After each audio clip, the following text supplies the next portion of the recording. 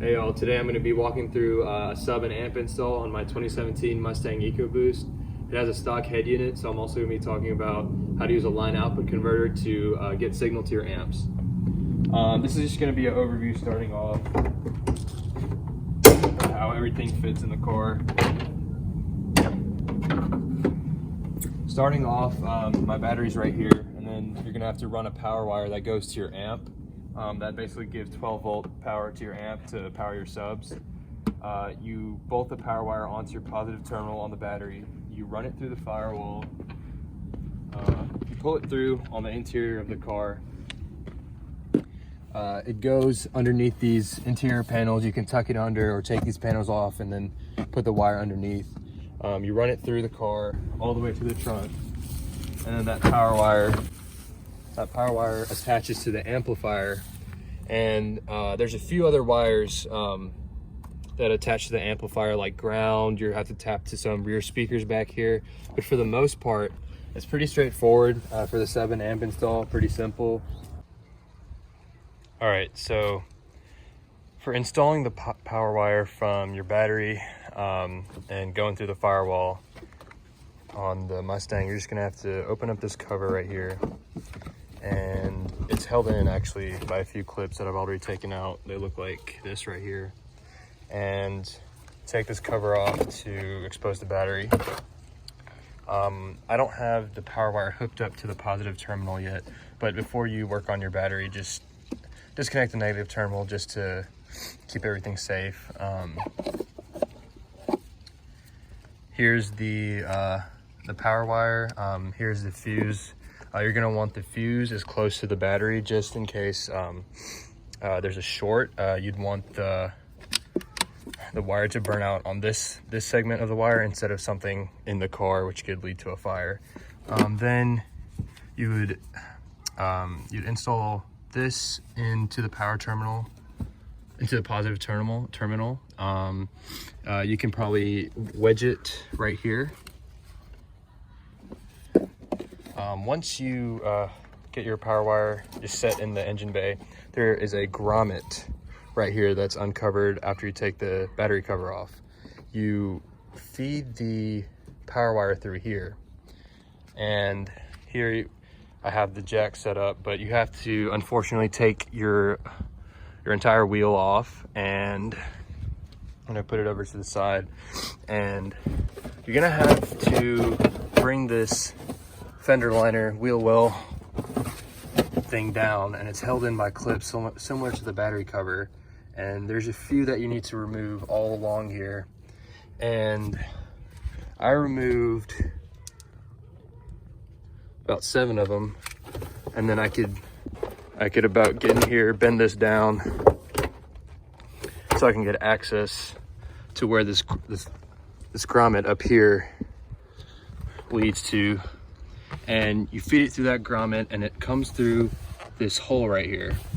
You fish it through that hole, and then you bring it in, you fish it all the way through, and then there is a little rubber grommet here with a little nipple right here that you can enter the firewall through and go through there with any wire. You just have to make a little cut in there and make sure not to cut any wires, but I'm gonna cut this and then feed this power wire through there. All right, so once you cut the rubber grommet and gain entry in from the firewall, what I did was I inserted this little metal rod through there so I can fish it out the other side, and then I taped my power wire to this rod so it would be easier to just pull it out from the other side. Moving into the passenger side of the vehicle, you're gonna have to remove some of these body panels, or interior panels, I mean. So this first one comes off. I already took them off, but they're pretty easy. Then you take this one off, and then there's one last one up here that's like this. Yeah. Once you get this carpet out of the way, I'm just gonna take this out.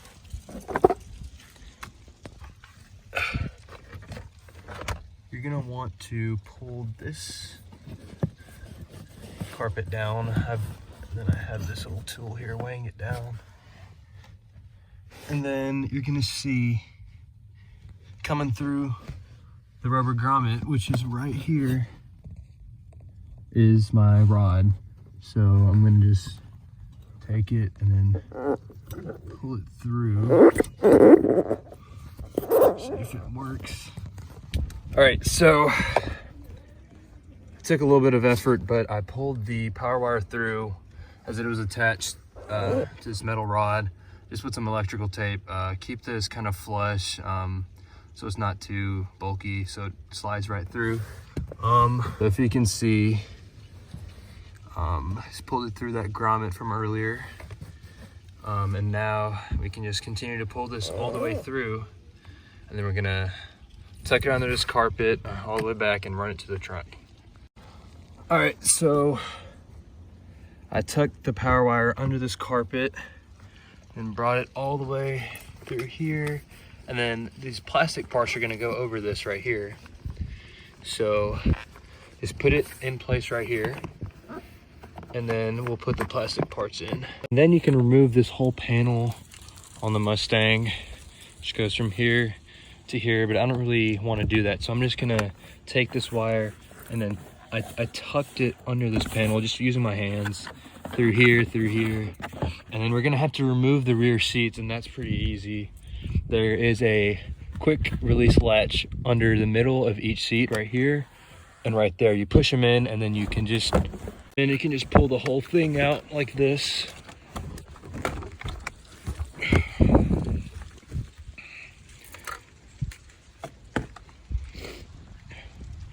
Set this seat down right here. And now we can further wire this under this panel.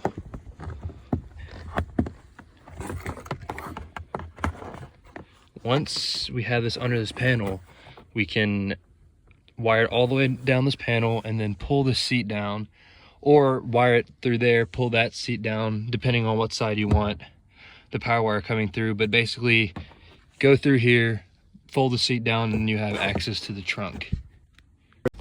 With the power wire coming out the back and the seats up, so it's gonna look like that little gap is where the bottom of the seats were. I'm gonna put that back, but this is how it's gonna look with the power wire coming out the back. And then I'm just gonna let this hang here because my wiring kit for the line output converter isn't here yet, and I'm gonna wire that in later. But this wire isn't live, it's not connected to the battery, so I'm just gonna let this sit here, and then I'm gonna assemble the rest of the car back with the seats and the interior panels, and then do a little run through once I have all that put in. So to get ground, I used a bolt between the rear two seats, and to access this bolt right here, I needed to take off the two seats, the rear two seats, just the cover on the bottom, just to access this and get it out. Once you get it out,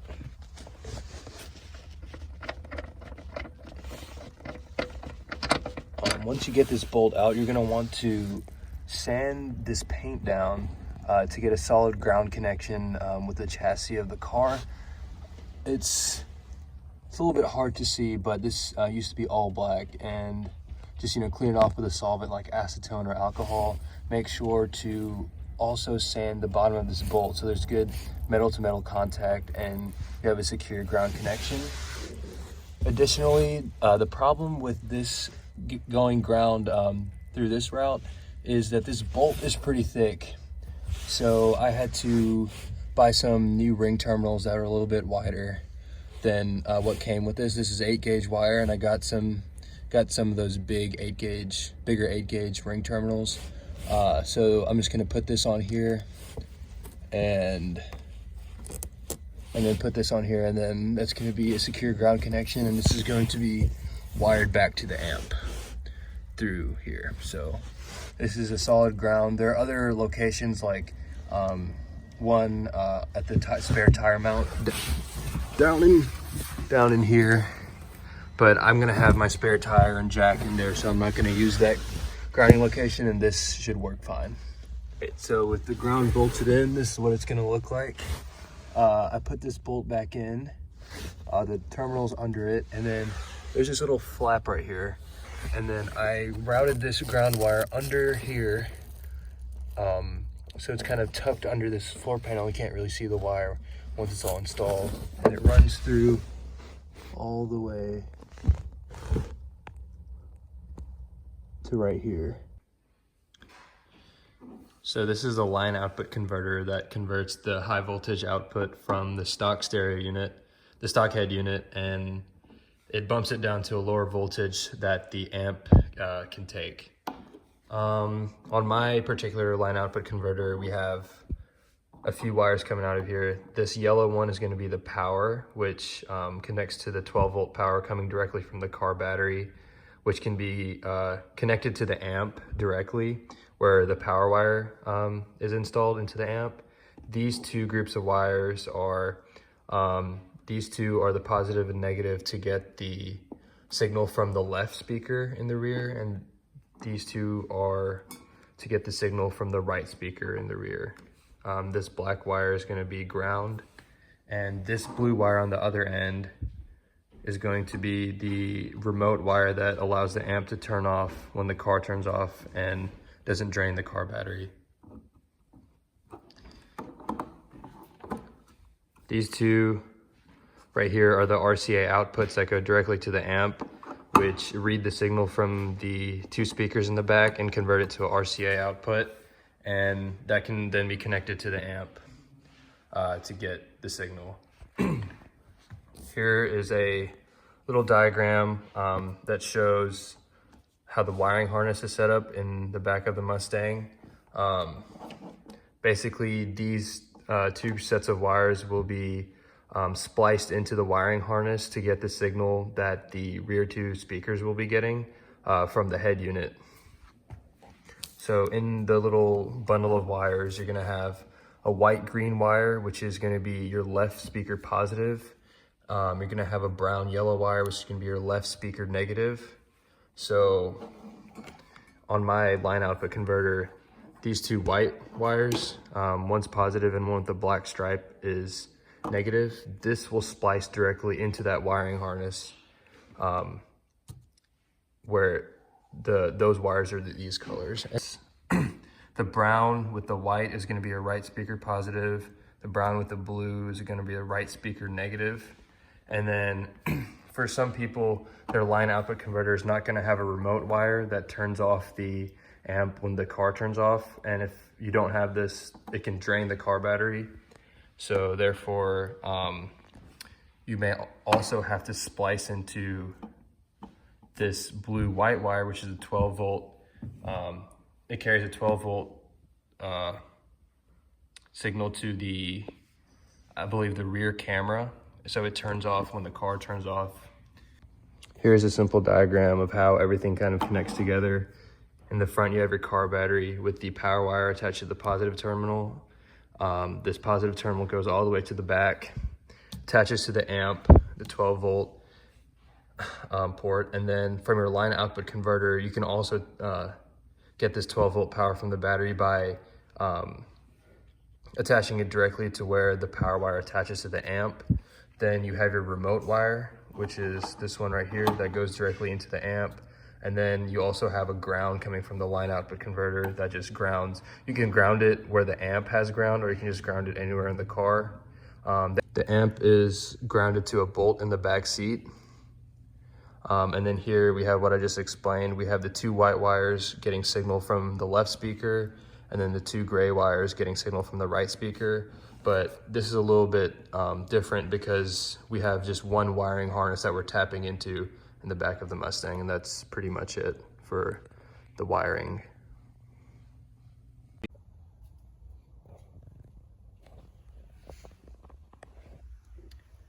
All right, so here's the wiring harness in the trunk of the Mustang. Basically, there is a cable covered in Tessa tape that runs along here and then splits into a Y here. So before it splits into a Y, I cut through this outer insulation. Be careful just to strip out the outside. And then I exposed the wires in the harness. And basically, I'm connecting the speaker wire from the line output converter to get signal from the stock head unit that's originally going to these two speakers, but now I'm tapping in to get a signal to the line output converter to then send to the amp. These are posi taps. They make splicing into wiring harnesses like this a lot easier. There's no need to cut, strip, and then splice. You just there's a needle in them that splices into the wire, and then you just connect the wire that you want to send it to on this end. Basically, how you do the install here is on the wiring harness sheet from earlier, you can see that this white-green wire right here is going to be your left speaker positive. You splice into that, send it to your left speaker positive wire on your line output converter. Similarly, here you have your brown and yellow. This is going to be your left speaker negative. So I have the left speaker negative spliced in right here and the left speaker positive spliced in right here, and that's going to go to your line output converter. Similarly, on this side, we have our brown with our white and our brown with our blue, which is our right speaker positive and our right speaker negative, respectively. Additionally, here we have our blue wire with a thin white stripe. That is our remote wire. When I installed my line output converter, unfortunately, the remote wire did not work properly. That came with the converter, so I had to tap into this 12 volt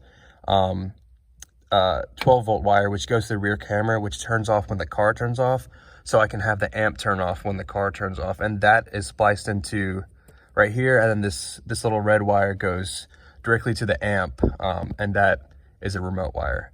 So that's pretty much it for the wiring. It's a little complicated, but these posi tabs make it a lot easier, and just make sure you have everything organized and you're splicing into the right wires to send the signal to the right terminals on the line output converter. All right, so here is everything, how it looks wired up. Nothing's organized, obviously. All the cables are just loose. But the line output converter and the amp are all the wires are connected. I'm just gonna walk through what all of these are. This blue thick cable, this 4-gauge wire, is our 12 volt power wire that's coming straight from the car battery. So that one is this right here that runs all the way down the car to the amp, and that goes in this 12 volt power port right here.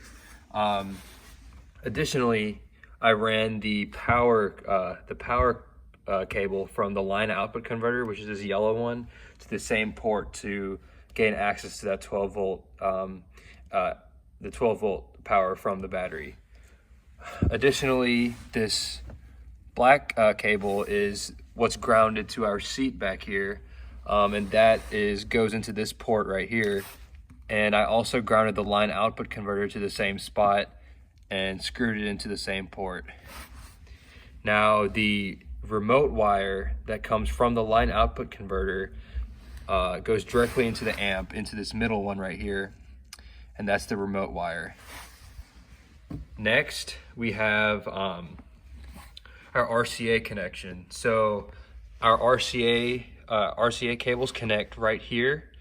This is the output signal. So the line output converter gets the signal from the head unit through these wires, which are tapped into the harness up there. So it gets the signal, converts it to RCA. It drops the voltage down, and then we take this output signal and then input it into the amp, and we have RCA inputs right here on the side of the amp. So this is how we get the signal to the amp, and then now with that signal we got to take it to the subwoofer. So we have a little speaker terminal right here, so positive and negative, and then this will go directly to our sub, and this just clips into the side right here on our sub. Here's the sub and the amp installed. I just drilled the amp straight into the liner in the trunk, and it sits flush on the side right there, right next to the sub. And then the line output converter is taped right on. All the wires are back there. It's a little messy, but you can't really see it. It's all tucked back in there, pretty neat. This is what it looks like from here with the front seat, the back seat folded down. Here's the back of the sub. And then here are the wires. You know, like the power wire, ground, here's speaker wire. Most of it is tucked underneath that flap right here that we talked about earlier. But other than that, everything works. This is how I just drilled it in. There's no stud or anything back here. All it is just the liner material has a little bit of some kind of like rigid material. And then I just took a drill bit, made 4 holes, and then just screwed these screws back in. And then this is held in pretty tight. Other than that, that's pretty much it. Speaker wire is connected to the sub from the amp, and then you could tie the sub down somehow, but the sub is pretty heavy. It doesn't move around in there too much, so just leave it in there and then put this up, and that's it. One thing about the Ecoboost Mustang is that it has a noise cancellation feature, which basically has a microphone in the rear, which will read the cabin noise, the road noise, and then play some frequencies through the speakers to cancel out this noise. And the problem with this is, since we're tapping the sub signal from the speaker signal, we're gonna have some distortion and some random frequencies play through the sub. So to basically avoid the sub playing these frequencies, we're just gonna disconnect this microphone, which basically disables the noise cancellation feature in the Mustang. And it's easy to get to it. Here's the fender liner on the top, or the roof liner, I mean, and you pull it down, and there is a wire in the back. And you can pull this down, it's just held by magnets. And then you disconnect the wire in the back, and then you basically disable the microphone right here. And then you're not gonna have those weird sounds coming out of the sub anymore. All right, so here's the demo of how everything works.